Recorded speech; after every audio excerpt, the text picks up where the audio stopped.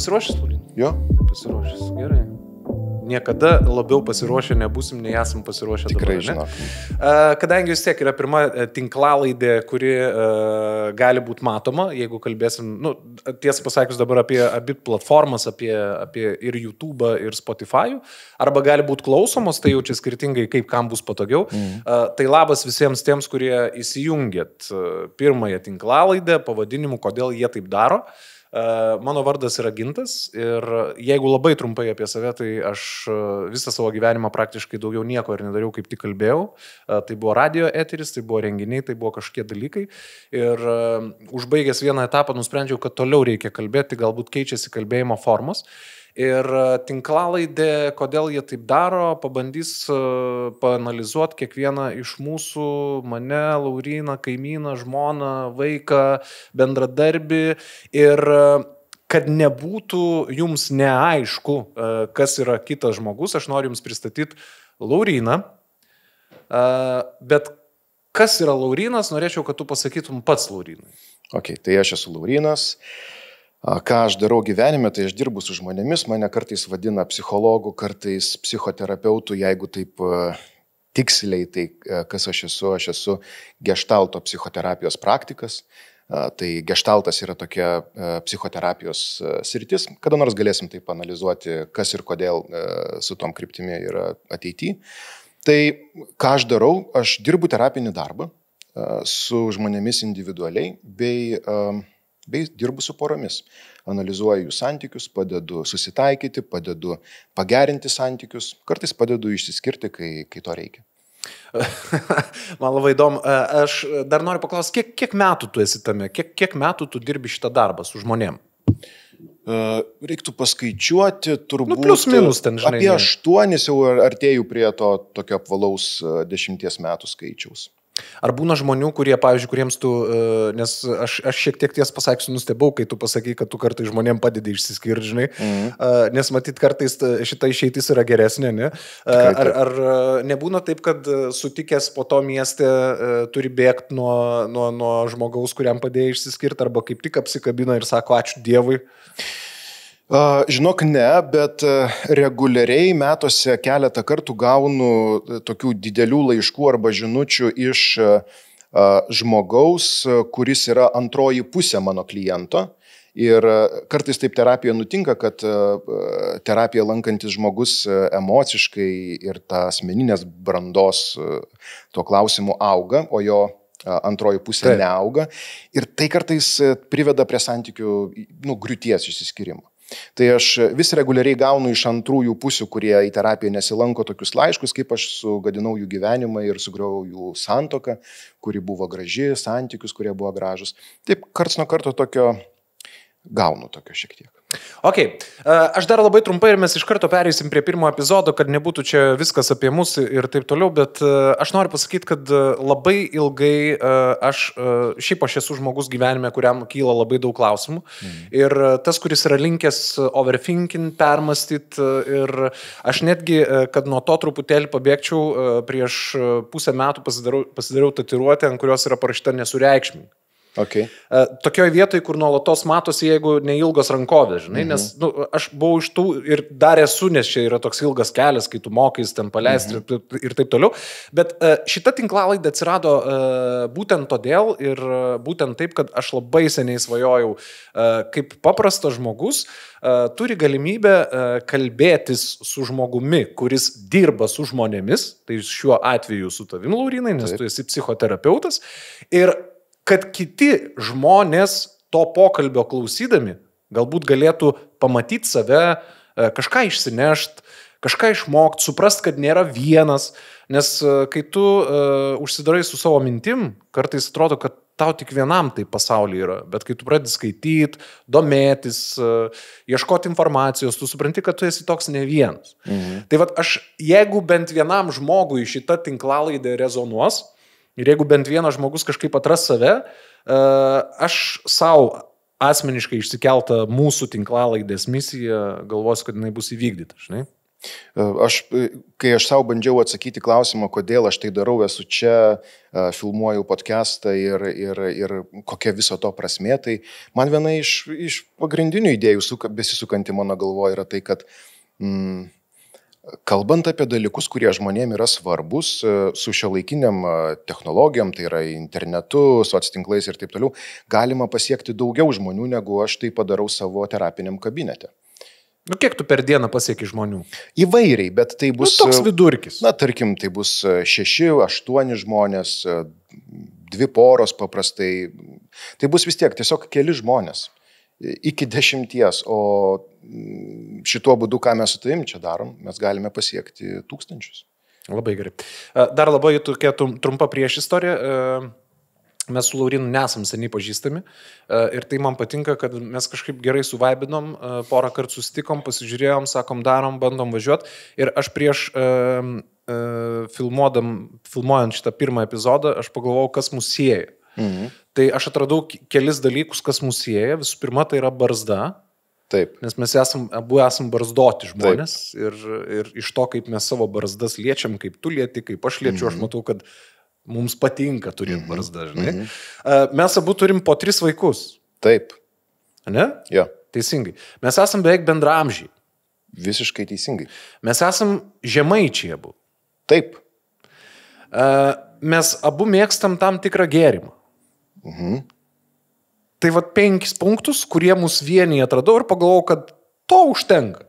Aš dar galvoju, gal su laiku tu pamėgsi buriavimą, kas yra mano didžiulė gyvenimo aistra. Taip, Laurinas yra buriuotojas, Laurinas turi jachtą, aš net, kadangi nesu buriuotojas, esu buvęs keletą kartų jachtai, nes turiu vieną draugą buriuotoją, aš sakyčiau, kad Laurinas turi didelę jachtą ir gražią jachtą ir aš tikiuosi, kad šią vasarą į tą jachtą man pavyks įkelt koją. Apie didelę jachtą, kai užsiminiai, taip labai freudiškai nuskambėjo. Čia nebuvo apeliacija į tai. Gerai. Ok, gerai. Tai aš manau, kad mums įrašinėjant vieną po kitos tinklalaidžią, jeigu išlys, mes daugiau galbūt save pristatysim, nežinau, to reikia ar nereikia, bet dabar aš kvieščiau po truputėlį eiti prie mūsų šios pirmos tinklalaidės temos. Bendraja prasme, aš manau, kad mes paliesim daug, bet bendrai mes šiandien pabandysim, jeigu, sakykime, mūsų jau tinklalaidės pavadinimas yra klausimo forma, kodėl jie tai daro, ar ne, tai šiandien mes galėtume pabandyti atsakyti klausimą, kodėl žmonės džiaugiasi, kodėl žmonės pyksta, kodėl žmonės nervinasi, kodėl žmonės liūdi, kodėl žmonės nerimauja, o bendrai mes tai vadiname emocijomis. Taip, ne? Jo, aš manau, kad taip simboliškai startuoti su tokia tema apskritai, kodėl mes emocijas turime. Taip, kam mums reikalingos? Kam jos mums reikalingos? Toks geras klausimas. Aš nežinau, ar dabar aš iš karto noriu šokti tai, kam jos mums reikalingos, bet pabandyk pagalvoti, jeigu aš tavęs paklausčiau, kaip tu dabar jautiesi? Šiuo metu? Taip, dabar. Šiuo metu aš jaučiu tokį malonų jaudulį. Jo, matai, kaip tu manai, tavo organizmas ir tavo psichoemocinė sistema yra labai sudėtingas ir toks, sakykime, protingas daiktas, ne, taip kalbėkim. Kaip tu manai, kam dabar tavo organizmas įjungia tau jaudulį? Geras klausimas. Aš niekada nebuvau susimastęs, turbūt, aš atsakyčiau į šitą klausimą, kadangi jaudulys man įsijungia visada, pavyzdžiui, renginiuose, ar ne? Nepaisant to, kad aš tai darau 20 metų, bet prieš kiekvieną kartą išeinant į sceną, aš taip priklausomai nuo renginio dydžio, būna truputėlį numirštu, tada atsigaunu ir jau einu į sceną, žinai. Tai aš galvoju, kad šitas dalykas įsijungia tam, kad atsijungtų kiti visi pašaliniai dalykai ir kad tiesiog mobilizuotum savo kūną, savo protą, būt čia ir dabar ir mąstyti apie tai, ką tu... Kitaip tariant, aš, pavyzdžiui, kol neišeinu į sceną, ar ne, arba kol mes nepradėjom šitos tinklalaidės, dabar jau to nebėra, bet 5 minutės iki to aš viduje jaučiausi taip tarsi, arba aš dabar išgyvensiu, arba aš neišgyvensiu. Tai aš turbūt įsivaizduočiau, kad šitas jaudulys tą patį duodavo turbūt pirmykščiam žmogui ir tą patį jis duoda ir man dabar. Tik tiek, kad pirmykštis žmogus, norėdamas išgyventi, turi pabėgti nuo liūto tiesioginio to žodžio prasme, o aš turiu išeiti į sceną ir pasakyti labą dieną, ar aš teisus. Tu esi visiškai teisus ir čia aš ir prie ko norėjau privesti, kad emocijos, kurias tu šiuo metu patiri, tau kažką duoda ir jos yra kažkaip tai tau reikalingos. Kitaip sakant, evoliucija arba gamta, vadinkim tai kaip kam patogiau, padarė labai protingą tokį veiksmą, suteikdama mum, tai yra intelektualiausiam šitos planetos gyvūnam, suteikdama emocijas. Šiaip kiti gyvūnai irgi emocijas turi. Jeigu tu turi šunį, tu puikiai matai, kada tavo šuo yra laimingas, kada tavo šuo yra piktas, bijo arba yra liūdnas. Taip. Jo, tai žinduoliai, daugelis jų emocijas lygiai taip pat turi. Žiūrėk, tu esi matęs... Žinduoliai, ne? Jo, žinduoliai. Nes, žiūrėk, ar tu esi matęs linksmą krokodilą? Bijau, kad ne. Jo, matai, štai kodėl... Bet gal krokodilai irgi būna linksmi, ar ne? Panašu, kad ne, jie emocijų neturi, jie veikia instinktų principu. Jie turi tos fight arba flight mechanizmus, tai yra pabėgti iš situacijos arba pulti esant situacijai, bet jie neturi emocijų. Bet, pavyzdžiui, mama krokodilė. Taip. Negi ji neturi meilės jausmo, šilumos, jinai šalta, ar ne? Iš principo matyt, kad tai, kaip mes suprantame meilės jausmą, šilumą, rūpestį ar panašiai, neturi. Jinai turi instinktą rūpinti savo vaikais. Jeigu dėl kažkokių priežasčių, kas nutinka gamtoje dažnai, jinai tų vaikų netenka, nieko tokio, jinai sulauks kito ciklo, kada bus vaisinga ir turės naujų. Nesiparina, ne? O klausyk gerai, o tai tada paukščiai emocijas turi ar ne? Ar čia yra išskirtinai žinduolių privilegija? Tai yra išskirtinai praktiškai žinduolių privilegija, nes... Palauk, žinai, stop, šitoj vietoje, žinai, ką aš tau pasakysiu? Sakyk. Aš pats pasakė žodį privilegija, aš susimaščiau, nes aš labai dažnai savo esu sakęs, kaip aš norėčiau nejaust. Jo. Žinai kodėl? Nes, ta prasme, man, tarkim, jeigu, pavyzdžiui, paimkim pavyzdį, jeigu man yra, aš susipykstu su žmona, tarkim, ar ne? Ir man yra slogutis, man yra blogai, aš jaučiuosi nefainai ir man neišeina užmiršti to darbe, kitiem galbūt išeina ar dar kažkur, nes man vis tiek kažkur yra, ta prasme, dega lemputė, kad blogai, žinai. Ir aš galvoju, kaip aš norėčiau nejaust, žinai? Jo. Nejauti ir nejauti. Jo, bet šita tavo emocija, kad yra blogai, tave skatina atlikti kažkokį veiksmą. Tai yra tą blogumą sutvarkyti. Ir tikėtina, kad vakare po darbo tu prasikankinęs visą dieną ir pragalvojęs apie tai, tu pasisodinsi žmoną ir pasakysi jai, klausyk, pakalbėkime apie tai, kas čia vyksta. Galbūt norėsi atsiprašyti, galbūt norėsi atsiprašymą iš jos. Bet tu norėsi tą, sakykime taip, degančią emocijos lemputę užgesinti. Taigi tu eisi į tam tikrą veiksmą, kuris, taip, sakykime, geriausiu atveju, tokiu tobulų atveju, turėtų jūsų santyki sustiprinti arba pagerinti. Gerai, bet žiūrėk, aš dabar truputėlį noriu su tavim trumpam, kad mes neužklimtumėm, bet, tipo, kas būtų, jeigu būtų, ne? Aš dabar klausydamas tavęs galvoju. Tai, kad aš susipykau su žmona, greičiausiai irgi buvo iššaukta kažkokios kitos arba tos pačios mano emocijos. Tai vadinasi, jeigu tos emocijos iš viso nebūtų, greičiausiai gal nebūtų to barnio ir nebūtų po to galvojimo ir nereikėtų nieko daryti, nes nebūtų tai atsitikę. Arba, pavyzdžiui, kodėl mums davė neigiamas emocijas?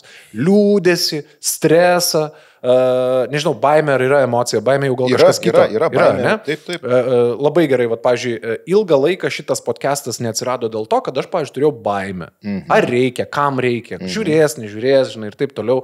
Kodėl, pavyzdžiui, mums nedavė vien džiaugsmo ir euforijos, žinai?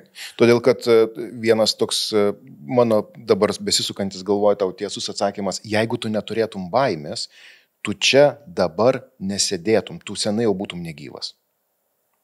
Baimė tave daug kartų išgelbėjo nuo pavojaus. Pavyzdžiui, nešokti nuo olos. Kodėl? Nes bijau. Nu taip, čia tu turi, žinai, reto dydžio bailį šitais klausimais. Tai gyvensi ilgai.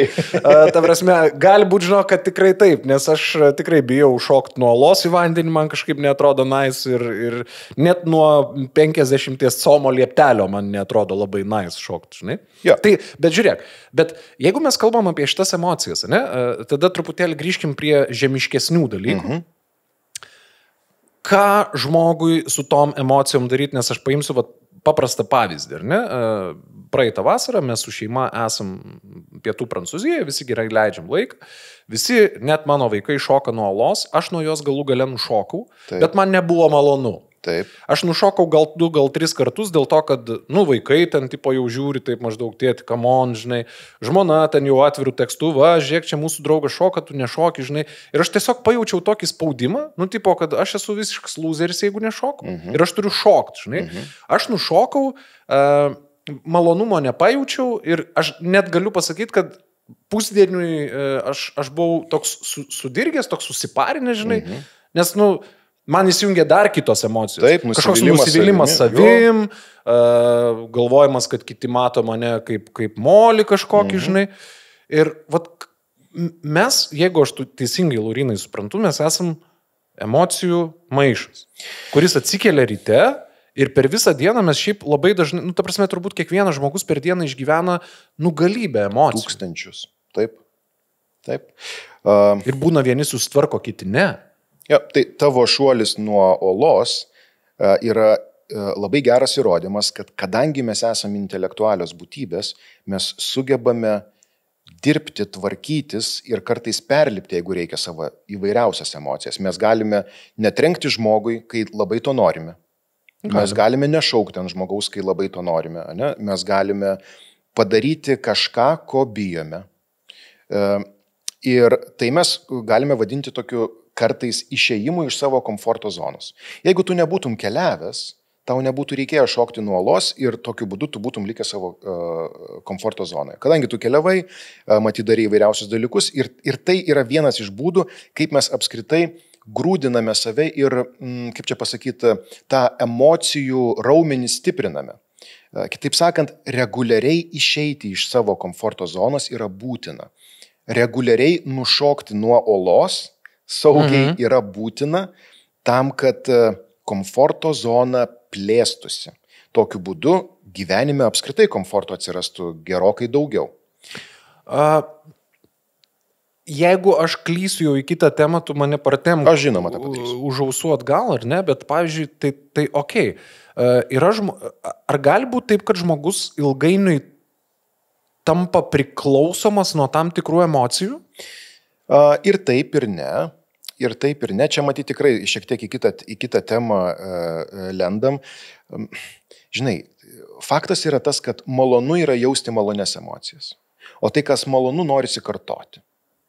Štai kodėl mes turime įvairiausių priklausomybę, apie kurias kada nors irgi pakalbėsim. Bet tas noras patirti malonumą, jis yra natūralus, nes malonumas yra gerai. Kartais malonumas gali ateiti ir per tokius įdomius dalykus, kaip pavyzdžiui baimės jausmą, tarkim adrenalinas, ar ne, kuris užplūsta kūną. Man, pavyzdžiui, kartais atrodo, kad kai kurie žmonės kaip tik yra priklausomi nuo tokių neigiamų emocijų, nuo tokio norėjimo būti nuolatos purve. Aš kalbu apie žmonės, kurie yra nuolatos linkę varyti ant kitų, skęsti apkalbose, murgdytis kažkokiose neigiamose emocijose, skaityti blogas, nes, pavyzdžiui, aš tikrai žinau žmonių, kurie mėgsta atsikelt ryte ir dieną pradėti nuo žiniasklaidos puslapio skilties, kur yra kriminalai, kur yra ten kažkokie blogi dalykai rašomi ir tarsi žmogus, nežinau, ką jis iš to gauna, džiaugsmą, kad jis geriau gyvena, ar džiaugsmą, kad kažkam bloga yra. Žinai, slystam kažkur turbūt kitur, aš pabandysiu tave sugrąžinti į pačias ištakas. Okay. Dabar įsivaizduok gamta, evoliucija, egzistencija, galbūt kažkam tiks žodis, dievas, nežinau, bet įsivaizduok toks kažkoks jėga tokia. Ne? Taip. Vieną gražią dieną prieš daug tūkstančių metų sugalvojo, reiktų sukurti žmogų. Ir iš...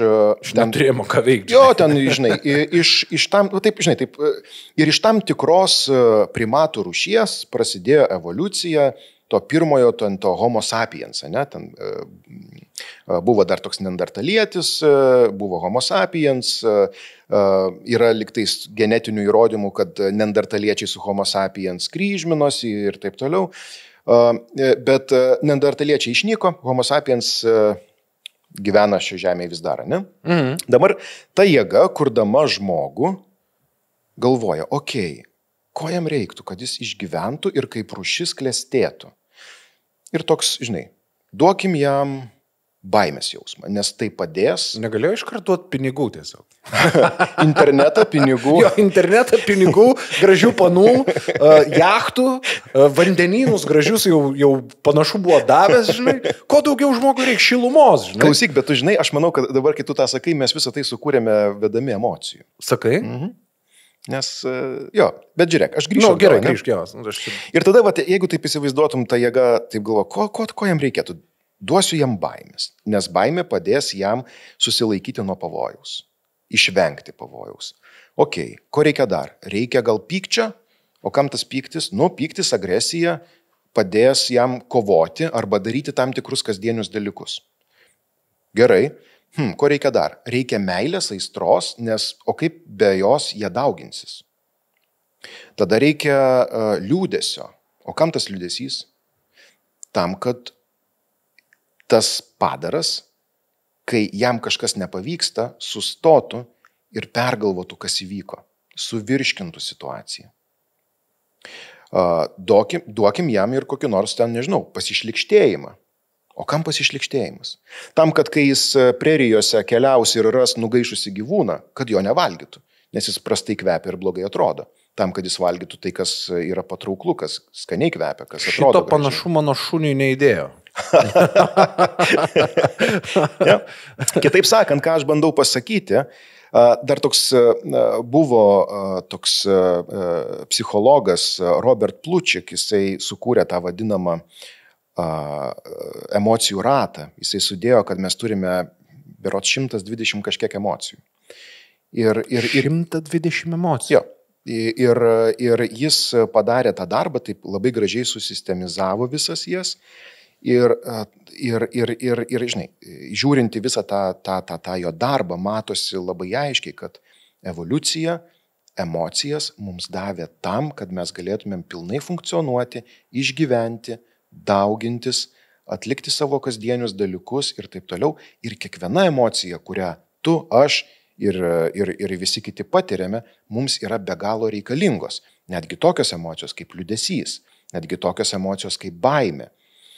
Netgi tokios emocijos kaip nerimas, nuo kurio visa visuomenė pastaruoju metu bando išsivaduoti, jaučiu nerimą, nerimauju, tas nerimas gali tapti panikos priepuoliais ir taip toliau, ar ne? Netgi tai yra reikalinga.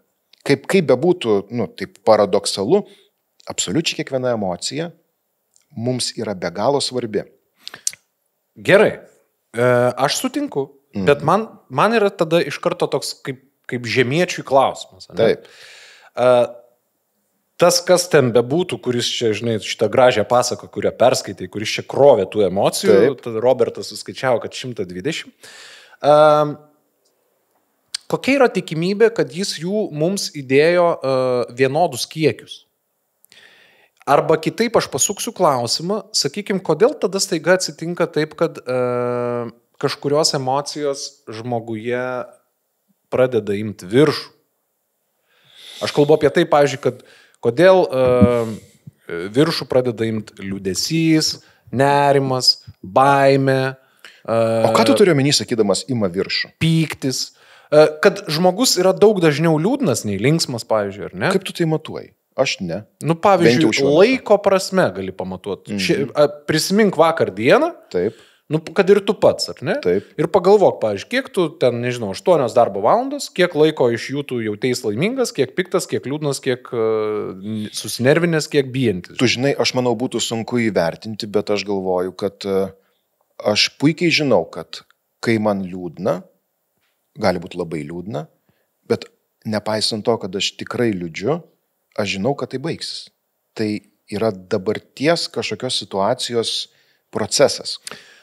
Labai gerai. Aš tada iš karto klausimą on top, kaip sakant, turiu, ar ne? Dabar, pavyzdžiui, yra velnioniškai daug knygų, audio knygų, straipsnių internete ir jie visi kviečia pabėgti nuo nerimo, pabėgti nuo baimių, pabėgti nuo liūdesio. Ar nuo šitų emocijų reikia bėgti? Turbūt yra kasdienis klausimas, kurį aš girdžiu savo kabinete. Ateina žmogus, sako, aš nerimauju. Arba man liūdna, arba kažko bijau. Ok, ir ką tu norėtum? Esi atsakęs, kad man irgi liūdna. Žinoma, bet žinai, ateina žmogus su va tokiu užklausimu ir tada, kai aš klausiu, o ką tu norėtum su to daryti? Noriu, kad tai pasibaigtų, noriu, kad tai praeitų, noriu, kad to nebebūtų. Tai. Ir va čia matyti yra uždaras ratas, į kurį žmogus užsidaro. Negalima spraktelt pirštais ir išjungti savo emociją, kuri šiuo metu yra. Reikia suprasti, kodėl ta emocija atsirado, jinai turės tikrai priežastį. Pavyzdžiui, kad ir tas pats nuvalkiotas nerimas. Kai žmogus nerimauja, sako, aš jaučiu nerimą. Ok, tam nerimui tikrai yra priežastis. Tai dabar yra du dalykai. Arba pašalini nerimo priežastį, arba randi savyje resursą, kaip su ta nerimo priežastimi gyventi, jaučiant mažiau nerimo. Gerai, žiūrėk, Laurinai, aš iš karto tada tau klausimą, nes aš dar norėčiau, kad klausydamas šitos tinklalaidės žmogus gal net rastų vieną kitą kokį tipsą, ne? Gerai, sakykime, aš šiuo metu nerimauju, įsivaizduokim, dėl to, ar pavyks mums šitą tinklalaidė. Ne? Tai tu man pasakytum, turbūt tiesiog padaryk ir pažiūrėsi. Ir bus aišku, žinai, pavyks arba nepavyks. Ne? Bet, pavyzdžiui, turbūt daug kas nerimauja šiuo metu, nepaisant to, kad tai jau tęsiasi ne pirma diena ir ne pirmas mėnuo, bet šalia mūsų vykstantis karas, ar ne? Iš viso to išplaukiantis visi kiti geopolitiniai dalykai, jeigu tu pradedi skaityti straipsnius, kas ką pasakė, nepasakė ir taip toliau, tas fonas kuriasi dar didesnis, ar ne? Tada tu pradedi nerimauti, jau pas mus buvo čia, kai ir šitą tinklalaidį išėjai žmonės dar prisimins dulkės iš Saharos atkeliavusios, ko lyg tai kažkada nebūdavo, tai gal čia ir klimato kaita kažkokia didžiulė, žinai, vyksta ar kažkas. Priežasčių tokių globalių ir didelių šiandieną nerimauti yra labai daug. Ir šitoj vietoj, priežasties tai panaikinti neišeis. Tai ką daryti? Nepersisotinti tais šaltiniais, kurie tau kelia nerimą. Bet aš žinau, kad tai vyksta ir greičiausiai, jeigu aš nebeskaitysiu apie karą, jis nepasibaigs. Ne, bet aš garantuoju, tu jausies šiek tiek geriau. Jeigu tu pradėsi dozuoti informaciją apie ją, tu pradėsi rimti. Kai tu maitini savo nerimą, jis didėja. Kai tu maitini savo džiaugsmą, jis didėja. Dabar, ką mes dažnai darome, čia, žinai, tokia irgi, šiuolaikinė medija yra taip sukurta, kad patraukti dėmesį galima labai staigiai nerimu, sukeliant nerimą. Taip. Antraštės, nuotraukos, skambios frazės ir taip toliau. Ir manau, kad daugelis tai yra su tuo susidūrė, kad atsidarai, o ten šiaip gal ir nieko tokio tame tekste per daug, bet antraštė labai kelianti tokia. Ne? Taip sakant, mes vėlgi taip esame sutvirti, kadangi mūsų protai yra labiau emocijų valdomos mašinos negu logika. Ne? Tai medija yra taip kuriama, kad pataikytų į tą būtent emocinę pusę.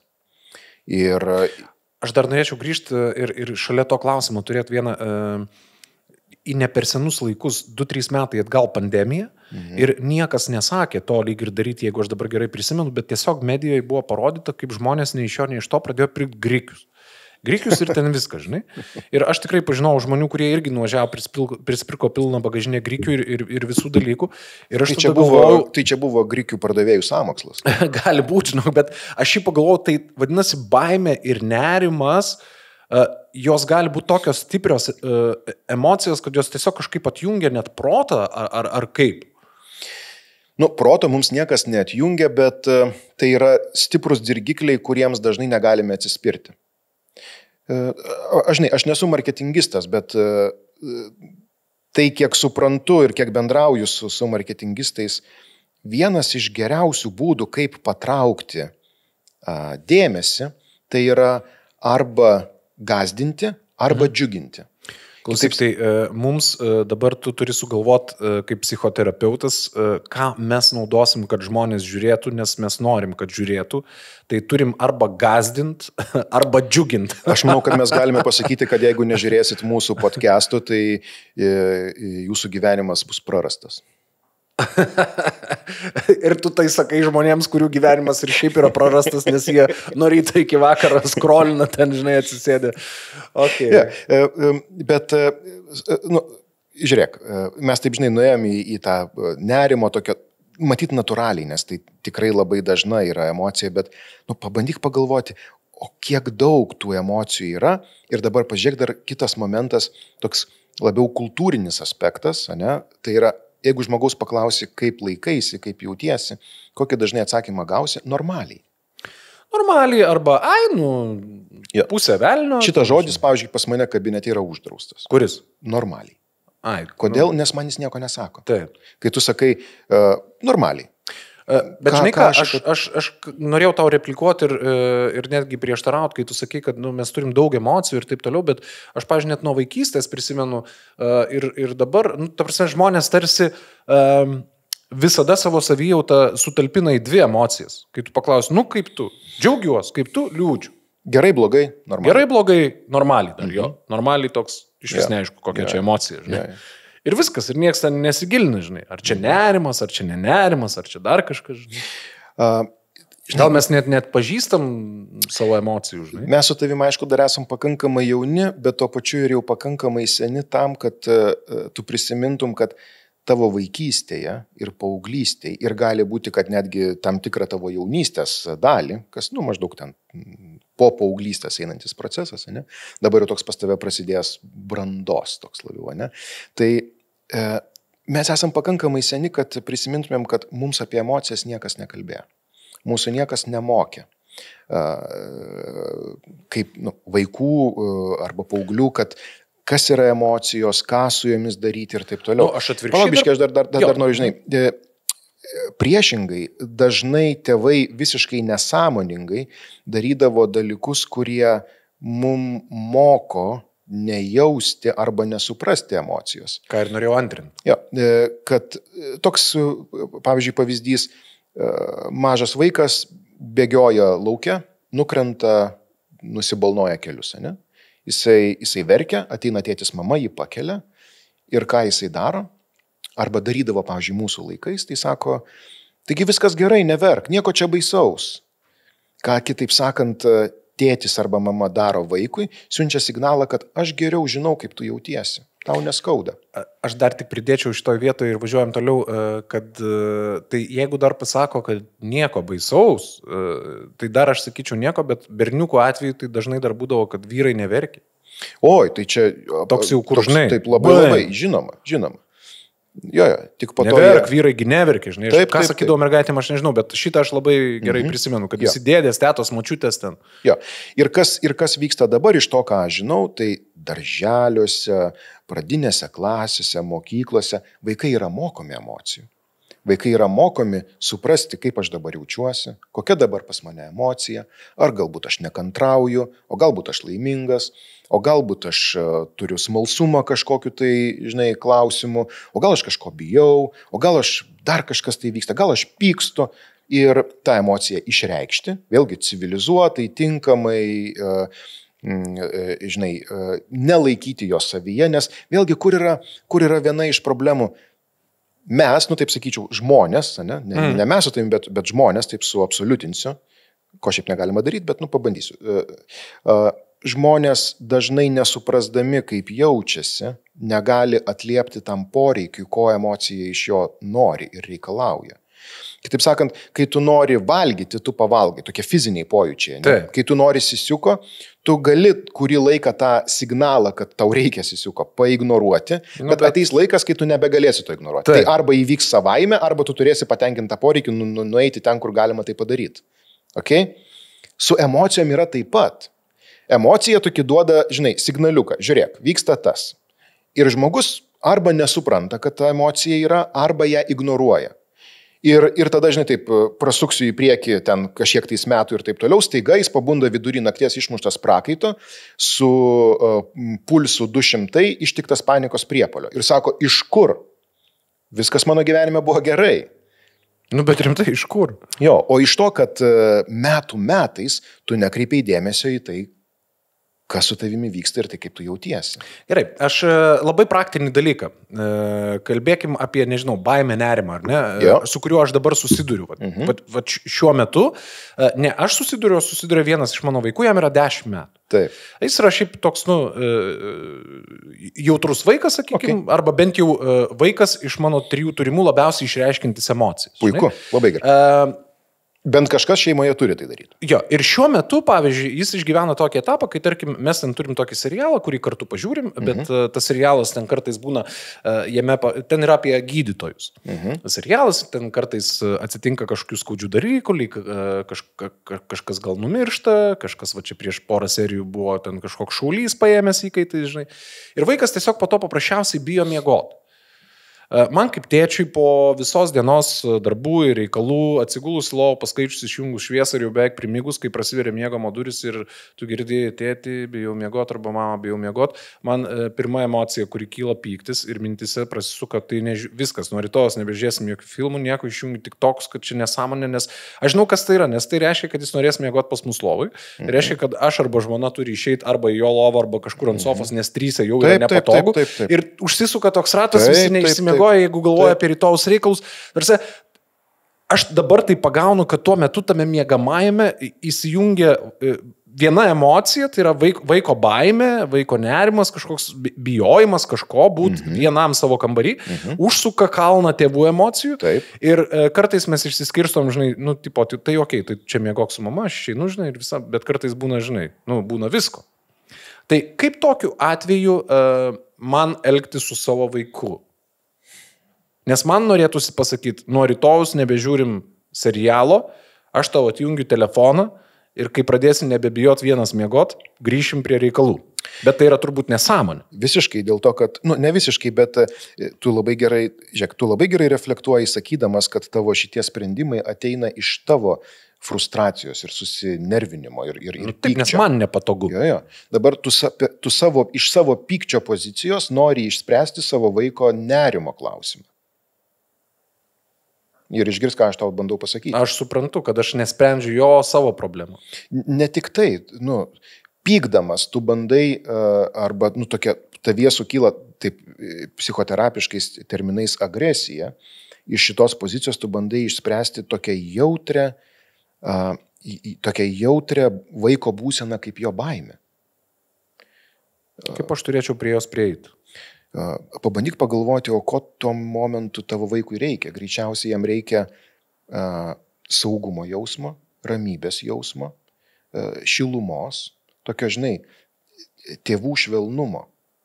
O staiga prasibūdęs tėvas sako, ne, viskas, rytoj aš iš tavęs telefoną atimu, serialą tu nebežiūri ir taip toliau, o vaikas su savo baimės stovi į tave žiūri ir galvoja, supranti? Jo, aš suprantu. Jis tada turbūt jaučiasi dar labiau nesaugus. Kaip jisai jaučiasi jau kitas klausimas, bet kad tai nepadeda, tai faktas. Nes tikėtina, kad jo poreikis, žinai, kodėl jis ateina pas jūs naktį, jis bando patenkinti tą savo poreikį, nuraminti savo baimę ir to baimiai nuraminti reikia visai kitokio emocijų spektro, negu kad tu tuo momentu patiri. Žmogiškai, normaliai, tai, ką tu sakai, yra, žinai, visiškai normalu.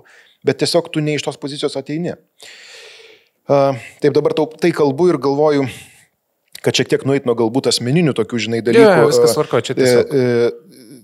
Visai neseniai skaičiau tyrimą Europoje darytas, Anglijoje, šiaip vakarų Europoje, taip sakykime.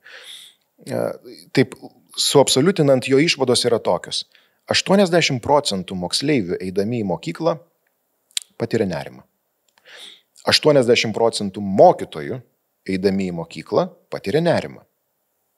Dabar ten netgi šiek tiek ir daugiau. Tai ten dabar yra 100% nerimo. Dabar susirenka krūva vaikų ir suaugusių, visi jie nerimauja dėl to, kas vyksta ir iš to bando išauginti, taip kažkaip mokykla, kaip institucija bando išauginti naują kartą.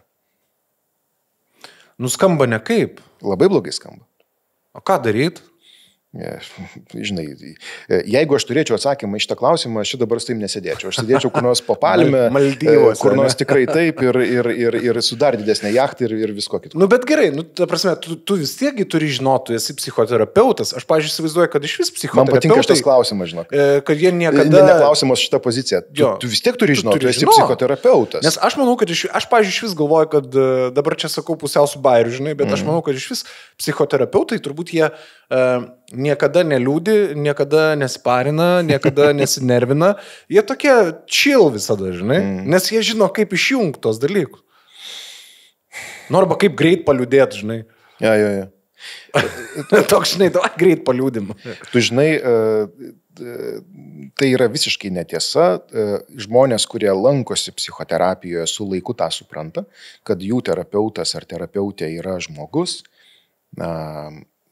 turintis savo gyvenimus, savo jausmus, savo emocijas, darantis savo dalykus, klaidas ir visa kita. Mes lygiai tokie patys žmonės.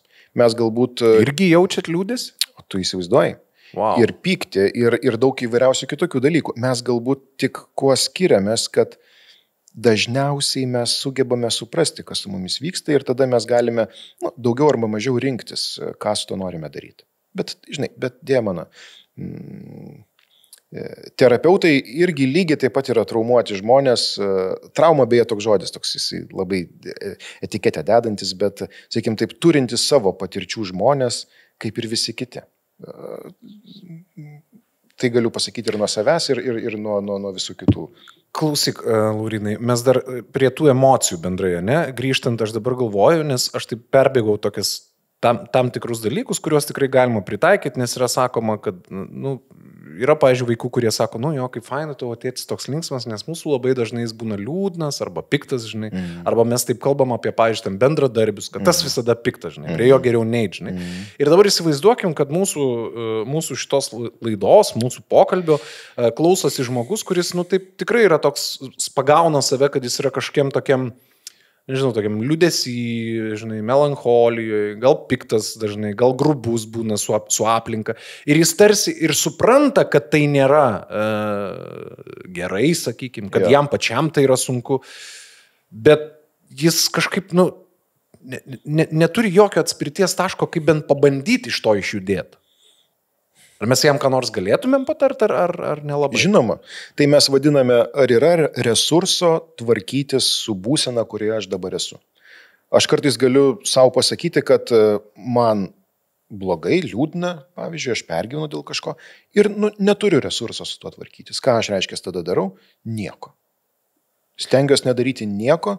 Arba tokius labai pasyvius dalykus, pasivaikščioti, žinai, kažkaip su kažkuo susitikti, bet nespręsti, nesijimti, nebandyti keisti, nes aš suprantu, kad mano baterija tuo klausimu yra išsikrovus, man reikia kažkaip pasikrauti. O kiek laiko yra normalu nedaryti nieko, po to vis tiek jau kažką geriau? Be galo individualu.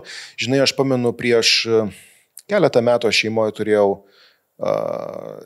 turėjau tokia netekti, tokia, žinai, liūdna tokį momentą. Aš pamenu, kad aš darbus ir visokią savo veiklas atšaukiau savaitį laiko. Tiesiog atšaukiau savaitį laiko. Aš buvau namuose. Man reikėjo išvirškinti, išinkubuoti, išgedėti tai, kas vyko. Po kokią 5 dieną toks atsirado, žinai, toks aušros momentas, kai už horizonto pradėjo matyti kylančias saulės, tokia šiek tiek šviesa. Ir tapo aišku, kad, po biškį baigėsi, mano psichoemocinė sistema baigia, taip vadinkim, tą suvirškinti, pradeda viskas sluoksniuotis, dėliotis, aš suprantu kas, kaip, kur, kodėl nutiko ir taip toliau. Ir po truputėlį tas liūdesys, ta tokia gedulo, toks jausmas pasitraukia. Ir dar ten porą dienų ir aš jau buvau pilnai funkcionuojantis, atsirado vėl noras grįžti į darbus, daryti kasdienius dalykus, ten, žinai, ir taip toliau. Ir dar kurį tai laiką tas mano liūdesys buvo kaip šešėlis. Aš galėčiau, žinai, būdamas tokioj būsnai, su tavim daryti podcastą, daryti sesijas, mėgautis gyvenimu, juoktis, džiaugtis, susitikinėti su draugais, bet jeigu aš staptelnu ir pasižiūriu, dar yra, bet jis manęs jau nebeparalyžuoja. Ir dar po kurio laiko pasižiūri, nebėra viskas. Kitaip sakant, kartais viskas, ko reikia, tai duoti savo šiek tiek laiko. Čia taip grįžtant prie ir Roberto Plučiko, žinai, tos emocijų, to rato ir jo studijų apie emocijas, tai tampa labai aišku, kad tas toks liūdesio jausmas mums duotas yra, pavyzdžiui, ne tik tam, kad mes sustotume, bet per liūdesį mes einame į santykį su kitais žmonėmis. Aišku, kartais liūdėdami žmonės užsidaro, nenori eiti į santykį, čia kita šiek tiek tema. Bet paprastai liūdesys jis suartina. Kai yra negerai, kai nutinka kažkas sunkaus, žmogus nori pabūti su kažkuo, susitikti, pabendrauti, žmogiškai, taip žinai, turėti kontaktą. Ir tai padeda vėlgi per šitą emociją kurti socialinius ryšius. Ir tai mums kaip žmonėm gyvenantiem bendruomenėje, mums buvo ne tik šventės, džiaugsmai, pergalės, kuriuos mūsų suvienydavo, bet tie momentai, kai žmonėm būdavo sunku, jie suvienydavo taip pat ir tai kūrė tą mūsų bendruomeniškumą, tą supratimą, kad mes šeima, giminė, bendruomenė ir taip toliau. Iš to atėjo ir įvairiausi ritualai, ką mes darome ir panašiai. Bet, pavyzdžiui, man, kai man yra liūdna, aš nenoriu nieko. Kuo ilgiau nenoriu nieko, tuo ilgiau būna liūdna. Arba kuo labiau liūdna, tuo ilgiau aš nenoriu nieko. Tikrai taip. Aš tau dar netgi dadėsiu dar vieną dalyką. Jeigu tu taip giliai pažvelgtum į save, tu suprastum, kad kažkur giliai viduje, būnant liūdesy, ta melancholija yra maloni. Gal? Ir tokioj depresyvioj, tokioj melancholijoj, tokiam tam klampiame, tokiam liūdesy, netgi jeigu tu taip savęs paklaustum ir pasižiūrėtum, tu suprastum, kad ten būti yra malonu. Bet žiūrėk, aš dabar jau matau mūsų klausytoją arba žiūrovą, ar ne, kuris ten žiūri arba klauso ir, jam yra 6 deadline'ai ant galvos, 2 arba 3 vaikai namie, ten, ta prasme, dar šuo, katė, papūga ir kažkas. Ir mes jam sakom, žinai, sen chill, tu paliūdėk dabar, žinai, čia net faina paliūdėt. Žmonės neturi šiais laikais kada liūdėt. Jie turi liūdėti ten, kur reikia džiaugtis, ar ne? Ten, kur reikia, darbe, namuose, teniso partijoje su savo partneriu, dar kažkur. Ta prasme, tas liūdesys, jis eina visur. Ir man atrodo, kad aš tiesiog pagal save, kad jis po to perauga į kitas emocijas ir nebūtinai geras. Žinoma. Jeigu vėlgi imsim liūdesį, tai bus tik paviršinė emocija. Po jie bus dažniausiai ir pyktis, pavyzdžiui, ant to, kas tą liūdesį sukėlė arba prisidėjo prie jo atsiradimo, bus galbūt kažkoks nusivylimas, galbūt neteisybės jausmas, galbūt baimė bus po liūdesiu, nes, žinai, kažkas gali įvykti arba nutiko arba dar kažkas. Tai, ką tu sakai, yra tiesa, viskas čia yra su tuo okei.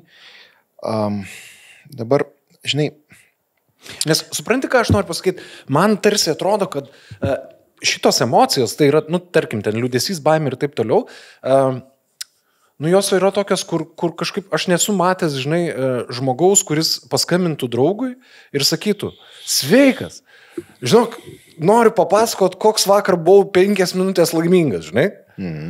Bet, pavyzdžiui, kai būna liūdna, jeigu dar žmogus turi jėgų paskambinti, jis paskambina ir sako, man liūdna, žinai. Arba jau kai draugas pastebi, sako, kas tau yra, man liūdna, žinai. Kodėl? Arba man neramu, arba ten kažkas, žinai. Ir šitos emocijos, jos tarsi yra tokios, kažkaip, nežinau, paima viršų, kaip aš ir sakiau kažkada. Aš beje taip darau ir mane pažįstantys žmonės tai žino. Kaip tu darai? Aš būna paskambinu ir sakau, žiūrėk, noriu pasidžiaugti. Sako, kas nutiko ir aš tada papasakoju ir sako, eik, tu sako, kaip gerai. Bet žinai, kaip yra, aš noriu, kad šitie laikai keistųsi, nes viską, ką tu man pasakoji, aš tau į kiekvieną šitą dalyką turėčiau po patarlę arba po atsakymą, kurį aš girdėdavau vaikystėje iš savo senelių, kartais net iš savo mamos, nes pavyzdžiui, kaip tu sakai, skambinu, nes noriu pasidžiaugti, žinai, kas man būtų vaikystėje sakoma, per daug nesidžiaug, nes tuoj verksi. Jo. Jeigu kažkas atsitiko gero, tik nesidžiaug. Pavyzdžiui, aš dar buvau taip užaugintas. Mano tėvai tai tikrai. Džiaugtis tarsi gėda. Nes kaip čia tau pasisekė, žinai. Tarsi gėda, kad tu kažką gebėjai padaryti ir tavo gebėjimai tau, nežinau, beleką uždirbai pinigų, nusipirkai automobilį. Jo. Nesidžiaug. Jo, arba netgi gali pasirodyti pasipūtęs, pasikėlęs. Jo, pasipūtęs, pasikėlęs ir tada grįžkim į lygiai tuos pačius laikus, kai dar vykdavo 3 dienų šermenis prie atviro karsto ir taip toliau. Tai aš panaudosiu negražų žodį, bet aš taip manau, kad susirinkdavo visos miesto davatkos, nes jų kitaip nepavadinsi. Ir gedėjimą, meilę mirusiam žmogui matuodavo pagal ašarų kiekį. Taip. Ir po to apkalbėdavo dar pusę metų, kad neduok dieve, jeigu mirė vyras ir našlė per mažai verkė, greičiausiai jau jį yra iš K raidės ir turi kitą. Nemylėjo, pati nuvarė į kapus tą vyrą ir taip toliau. Tai vat, ar čia yra tik mums lietuviams, mūsų tautai būdinga, kad džiaugtis mes negalim? Bent jau, man yra ant slenkščio 40, ne? Tai dabar aš, pavyzdžiui, kai sustinku jaunesnių žmonės, tai yra apie 25 metų, jeigu jie klausys mūsų tinklalaidį, jie gal net nesupras, apie ką mes kalbam. Bet jie turi pabandyti suprasti, apie ką mes kalbam. Tai vat, aš tau klausimą turiu. Ar čia yra tik mūsų lietuvių mentaliteto klausimas, ar yra ir kitur? Nes mes labai gerą priėjom dalyką. Mes nemokam džiaugtis, nes mums neleido džiaugtis. O vat liūdėt, mes buvom skatinami. Tai yra absoliučiai toks kultūrinis reikalas. Mes esam ašarų pakalnė, Marijos žemė. Mes nesam kultūriškai, istoriškai tauta, kuri labai mėgaujasi gyvenimu. Mes vargstam tokį vargelį. Ir tai yra tam tikras kultūrinis sąlygotumas, kuris irgi veikia. Aš manau, kad tai, ką tu ką tik paminėjai, daugiau mažiau yra globalus žmogiškas reiškinys, tačiau reikia matyti pripažinti, kad yra kultūrų, kurios yra labiau linksmesnės ir yra kultūrų, kurios labiau mėgaujasi liūdesiu, gedulu, bėdomis ir panašiais dalykais. Tai mes, manau, arčiau esame šitų. Jo, bet aš labai džiaugiuosi, kad aš žiūrėdamas į jaunesnių žmonės, aš matau, kad viskas gali būti kitaip, nes viskas truputėlį keičiasi, žinai? Taip. Viskas po truputėlį ir tam matyti reikės laiko. Laurinai, mes turim truputėlį jau sukti iš užkampo į daugmaž finišo tiesėje mūsų šito epizodo. Tai ką mūsų klausytojas galėtų išsinešti? Ok, mums davė daug ten tų emocijų. Robertas, primink pavardę. Robertas Plučikas. Priskaičiavo, jis nedavė jų, jis jas susistemizavo. Ne, jo, sakau, tas kažkas mums davė, jis susistemizavo, jų turim apie 120, ne? Netgi šiek tiek daugiau. Naudojam 2, liūdną arba linksmą. Ir 3 neegzistuojančią normaliai. Jo, normaliai. Tai ką mes galim pasakyti? Emocijos yra gerai, be jų mes neišgyventumėm. Tikrai taip. Mums reikia ir gerų, ir blogų emocijų.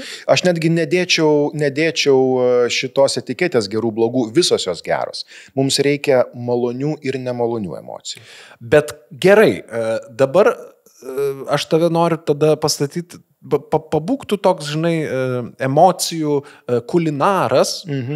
Ir jeigu mes norėtumėm sukurti laimingo žmogaus receptą, kiek ko mes turėtumėm, koks turi būti balansas? Oi.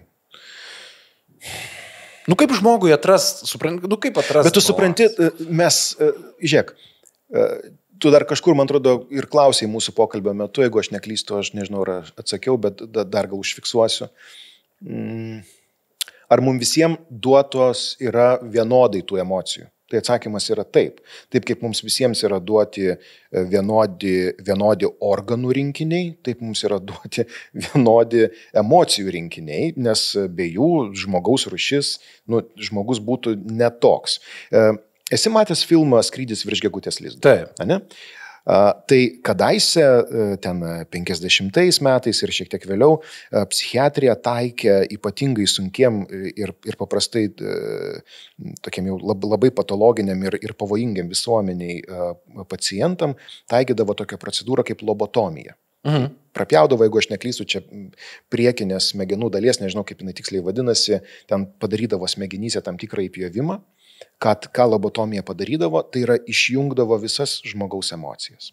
Ir Skrydis virš gegutės lizdo yra labai gerai tą parodantis filmas, kuris nuostabus aktorius, filmo pabaigoje sėdi kaip daržovė, šypsos ir viskas. Ir ten nebėra to žmogaus, ką mes suprantame kaip žmogų, tokia emocijų rinkinė. Ne?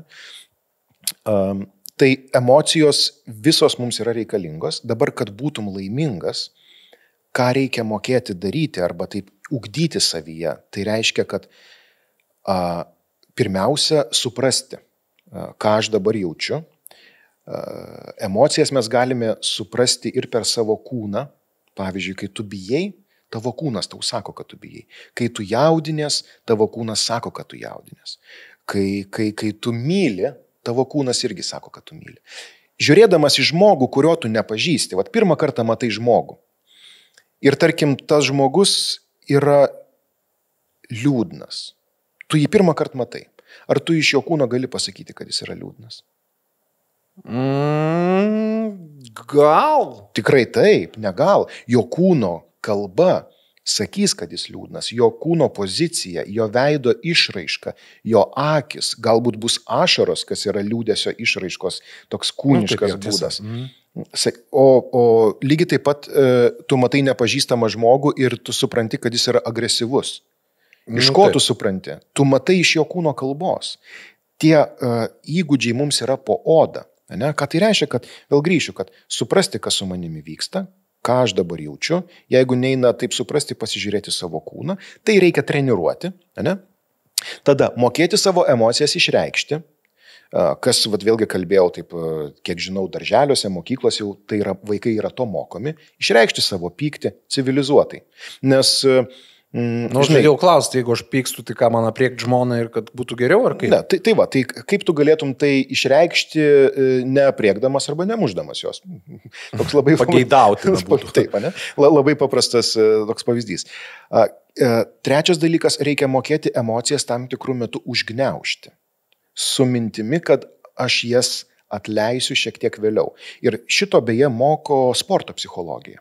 Sporto psichologija moko ypač tam tikrų sporto šakų atletus, moko užgniaužti emocijas. To moko beje įvairiausių spec tarnybų paruošimas ir taip toliau, kad, įsivaizduok, kai žmogus kopia į Everestą ir jis jau yra viršūnėje, tai nėra vieta, kur galima bijoti, liūdėti, kažkaip pergyventi, kažkaip, kristi į paniką ir taip toliau, nes tai bus pražūtinga. Aš pabandžiau įsivaizduoti, užlipa žmogus į Everestą ir galvoju, paliūdėsiu dabar, atsisėdęs. Tai yra metodai, kurie moko užgniaužti emocijas. Orlaivių pilotai, spec tarnybų, gaisrininkai, policininkai. Kam tai reikia daryti? Tam, kad tuo metu, kai reikia atlikti funkciją, kad ją galėtum atlikti maksimaliai gerai, kaip tik įmanoma, ir emocijos netrukdytų tai daryti. Bet tai nereiškia, kad tu tuo metu nieko nejauti, ir tai reiškia, kad kai šita situacija pasibaigs, su emocija kažką reikėtų padaryti. Kitaip sakant, nulipsi nuo kalno, galbūt ateis ašaros, galbūt ateis toks, kažkoks baimės jausmas, pradės drebėti rankos kojos, tu matai, kaip ten buvo, mes vos išgyvenom, bet mes tai padarėm ir taip toliau. Ne?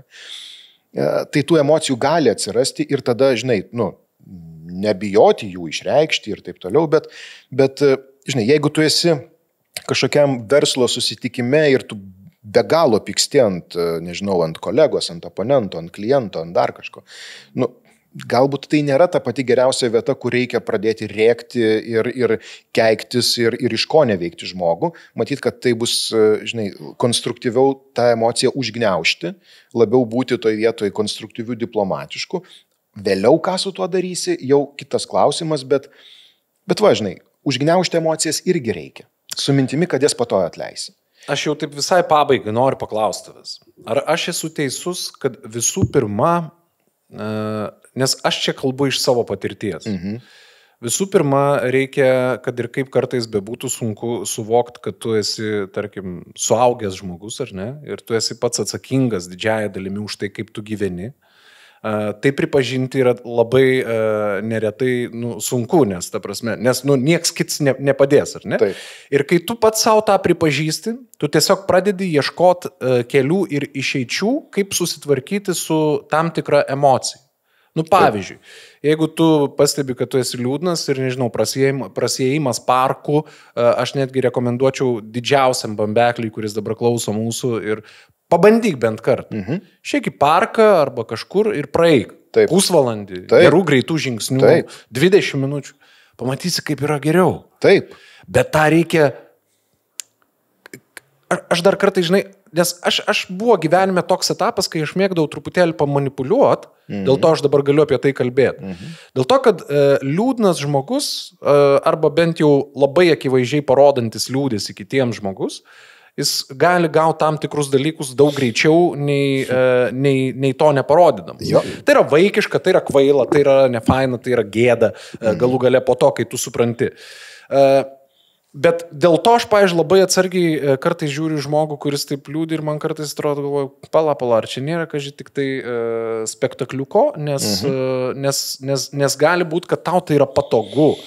Tai aš noriu pakviesti visus mūsų klausytojus neužsižaist, nemanipuliuot ir iš tikrųjų, jeigu jums yra liūdna, tai tiesiog nesitikėt, kad kaimynas, žmona ar mama yra už tai atsakingi. Tikrai, ir kad jie kažką turi padaryti. Ne, tu pats turbūt turi padaryti kažką su tuo. Prisimti atsakomybę už tai, kas su manimi vyksta ir suprasti, kad didžiąją dalimi tik aš galiu susitvarkyti su tuo, kas su manimi vyksta. Kitaip sakant, vėlgi, jeigu man dabar liūdna, aš negaliu tikėtis, kad Gintai padaryk mane dabar laimingu. Turbūt ne. Ne. Turbūt ne. Tai šiandien turbūt tiek, ar ne? Aš atsisveikinant turbūt palinkėčiau taip. Jeigu jums šiuo metu yra linksma, super. Jeigu liūdna, irgi super. Jeigu normaliai... Pagalvokit, kas su jumis vyksta. Pagalvokit, ir ko jūs vengiat.